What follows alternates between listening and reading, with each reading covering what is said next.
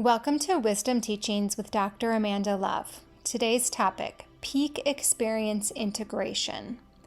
Peak Experience Integration.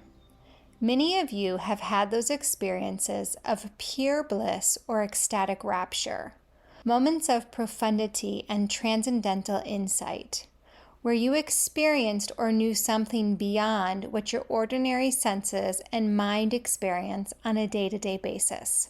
Something that left you feeling touched, moved, alive, open, integrated, and whole. Words often cannot describe these experiences.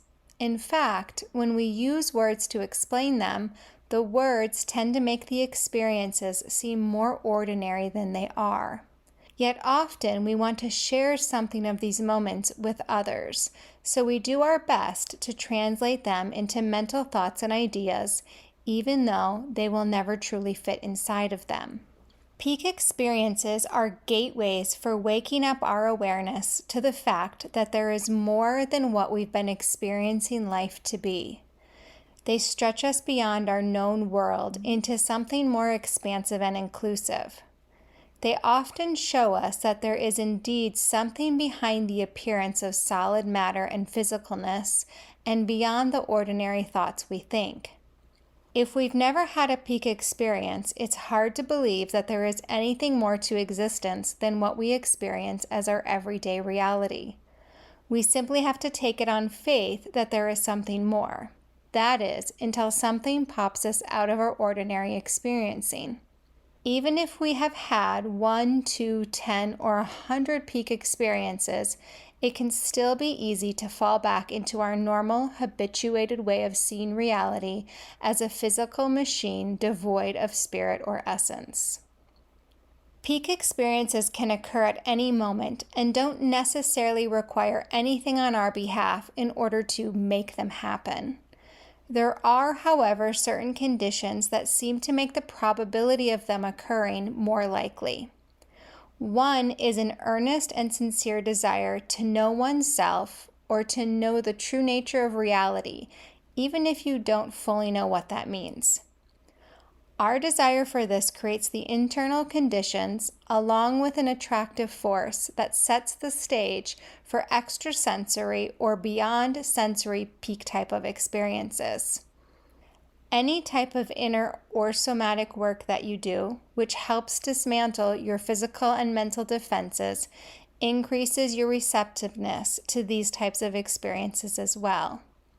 Other activators can be near-death experiences, traumatic experiences such as car accidents or other physical emotional threats, consuming psychedelic substances, meditation, lucid dreaming, sweat lodges, and other healing work, particularly when there is a group field effect in place that supports going beyond the known.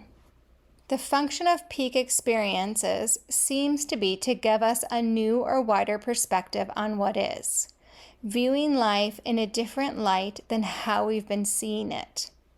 They also tend to increase our hunger for truth, knowing more of what is, and bring us more into alignment with ourselves and the larger organizing principles of life. We get to feel what it's like to vibrate at a higher energetic state with more awareness, openness, and inclusion. I find that it's fairly natural to desire more of these experiences once you begin to taste them. Yet the peak experience without the integration of it is simply chasing pleasure, and in the long term is not fulfilling. It may feel good in the moment, but it doesn't have any lasting ripples on your state of being or what you create as your day-to-day reality.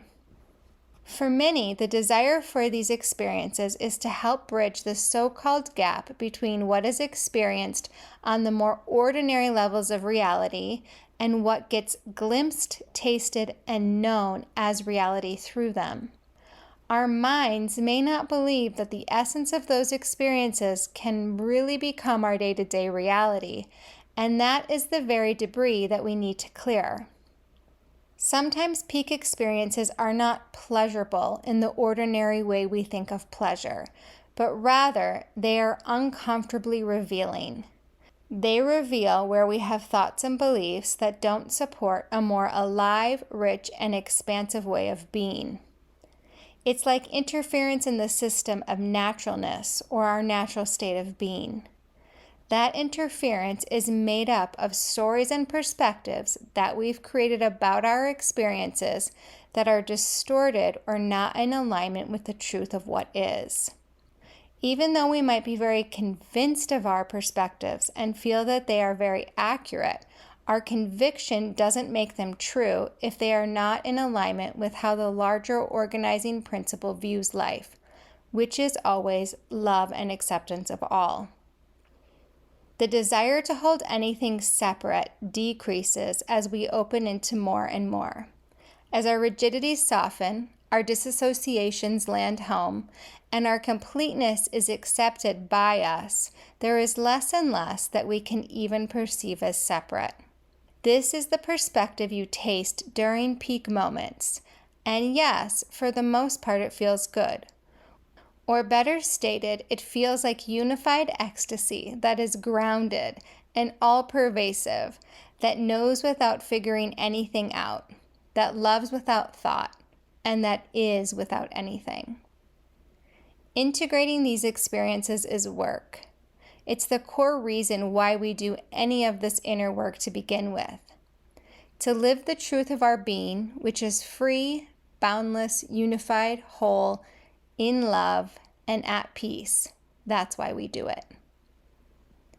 There is an infinite oneness from which infinite possibilities are birthed and brought into expression. The deeper you know this infinite oneness to be the truth of existence and the source of all, the more available and capable you are to bring these possibilities to life. Beyond ordinary, non-ordinary, and extraordinary is increasingly and increasingly more probable to be your lived experience as you commit to integrating and bringing your peak experiences to life.